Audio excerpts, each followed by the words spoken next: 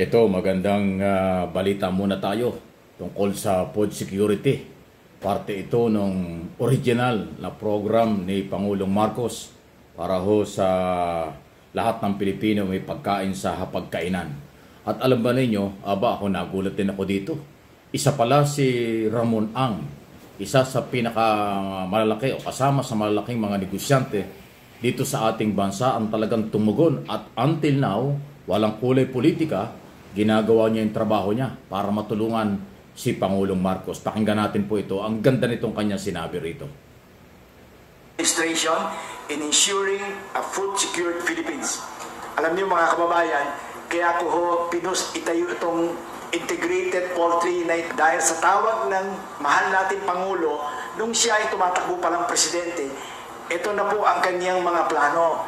Sabi niya, hindi tayo dapat manatiling mag-i-import ng baka, baboy, manok, at isda. Ramon, tumulong ka at 10 ng mga ibang businessman, tawagin natin lahat, magtulong-tulong to produce and make our food security happen. Ito po, mahal na Pangulo, nangyari na po. At nakita mo, na-witness mo mismo, in tawag mo, na nagawa na natin to. 12 facilities na ganito po ito all over the Philippines. Number 1 po niyan, nasa Pangasinan, Pusurubio season. Yung pangalawa, nasa Bataan, Locanin. Yung pangatlo po, nasa Sariaya, Quezon. Yung pang-apat po, sa Pasacao, Camsur. Pang-5 po, nasa Iloilo, Liganes. Pang-6 po, Tuburan, Cebu. Pang-7 po, Negros Occidental. Pang-8 po ay Pagadian, Mindanao. Pang-9 po, Zamboanga. Pang-10 po, Davao, Gihing. Pang-11 po ay Cagayan de Oro. Pang-12 po, nag-iisip-isip ako sana sa Maguindanao. Bakit doon? Kasi po, sana po mabigyan din natin sila ng food secure. At the same time, makakreate tayo ng trabaho at economy doon. Mahal na Pangulo, ito pong tawag nyo, nagawa na po namin, and we will make sure na we will continuously develop and make more meaningful project to help create job and minimize the reliance on imported food. Lahat po kasi ngayon, halos import na natin, yung mga kababayan natin, hindi na masyadong gusto maging farmers.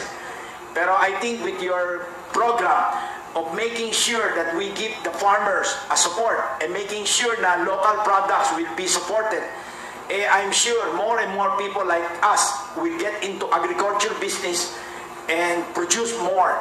In fact, kung papayagan niyo po ako, makapag-list po sana ako ng lupa or joint venture with the government, NCIP, National Commission on Indigenous People sa Mindanao. Napakarami po natin lupa ron.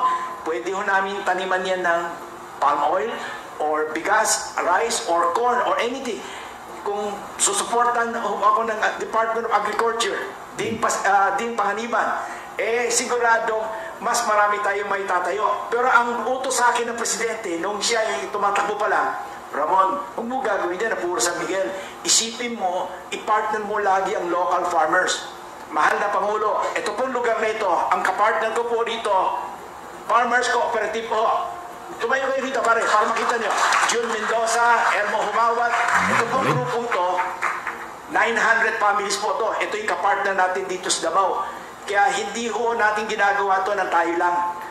Sinososyo natin yung local community para sa ganon, everybody's happy. Kasi po, ayaw na ayaw ko pumunta sa isang lugar para sabihin, nagpayaman lang tayo doon, nagtayo tayo ng malaking negosyo, at sinira natin yung mga maliliit na sari-sari store o maliliit na backyard poultry or piggery. Hindi ho natin gagawin yun dahil yun ang vision ng ating mahal na Pangulo. Lagi niya ako pinagsasabihan doon huwag ka naman magpalaki ng negosyo, kailangan isipin mo yung taong bayan. Ito na po yun, mahal na Pangulo. Salamat po. Galing, ha? Kita niyo, ha? Yan yan ang, sandali, ha? Yan yung magandang balita, no? Sandali, ha? Sandali lang, at yan lang natin yan. Yan yung magandang balita, yan, no? Isang negosyante na ganyan po yung nasa puso at pagtulong sa ating pamahalaan nang walang kapalit.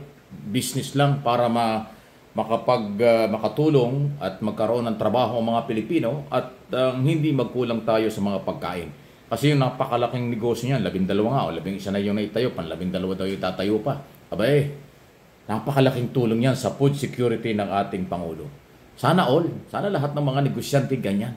Kung lahat ng negosyante katulad ni Mr. Ramon Ang, ng SMC na siyang tumutulong sa ating gobyerno, okay na okay. Actually, ang record niya si Mr. Ang, lahat ng nakaraang administrasyon, tinutulungan din niya.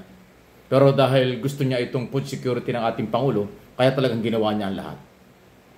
Dahil ang negosyo nila tungkol din sa pagkain, karamihan, at tamang-tama doon sa programa ng Pangulo. Ang galing. Kaya magandang balita po ito, may pag-asa. Sana yung mga negosyante gumaya dito. Sana mga negosyante tumulong din sa programa ng ating gobyerno. Hindi katulad ng iba, meron yatang ibang mga negosyante, namumulitika lang o ginagamit sa politika or nagpapagamit sa politika. Nako, nakakasawa na ho yung politika, masyadong madumi yung politika rito sa atin. Sana ho ay mga negosyante tumulong para magkaroon ng trabaho ang Pilipino, huwag magutom ang mga Pilipino, at napakaganda ho ng programa ng ating kasalukuyang administrasyon. Any reaction, comment? Okay na okay lang po. Samantala, itong issue na hindi natin po pababayaan, ang issue ng West Philippine Sea.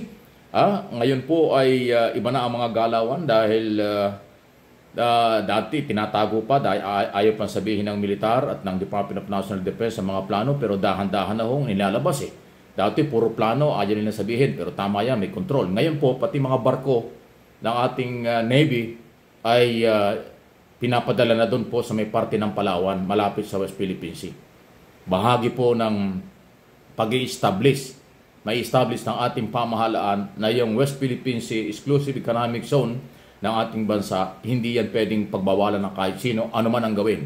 Mag-develop ng airport dyan sa Palawan, maglagay ng military camp, or magdala ng marami mga barko na nanggagaling kung saan-saan reyon, hindi po masama.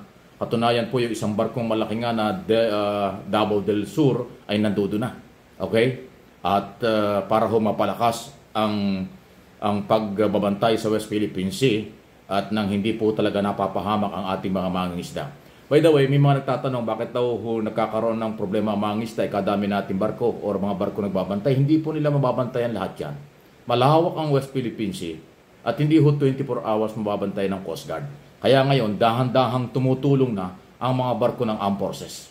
Okay? Pero huwag kayong magpapanik, hindi po yan makikipag-away sa ngayon. Paninindigan lang at pakikita sa China at sa buong mundo, meron tayong kapabilidad sa ating kiniklaim at ating pinanindigan, atin ang West Philippine Sea. Kaya tulungan natin ang ating gobyerno, tulungan natin ang ating military. Yung mga ayaw tumulong at yung iba'y tumutulig sapa dahil sila ay pro-China, kakaunti po yan, huwag kayong padala ron. Kakaunti ang mga Pilipinong pabor sa China. Majority ng Pilipino ay pabor sa ating gobyerno at sa ating kapangyarihan at obligasyon ilaban ang West Philippine Sea. Ituloy natin yan. Huwag po kayong magpapalamig sa isyong ito. Ang channel na ito, Mike Abe Opinions, at pati yung isang channel ko ay nakatutok ko dito yung MA Pinoy TV. Atin ang property niyan. Walang pwedeng makakuha nito.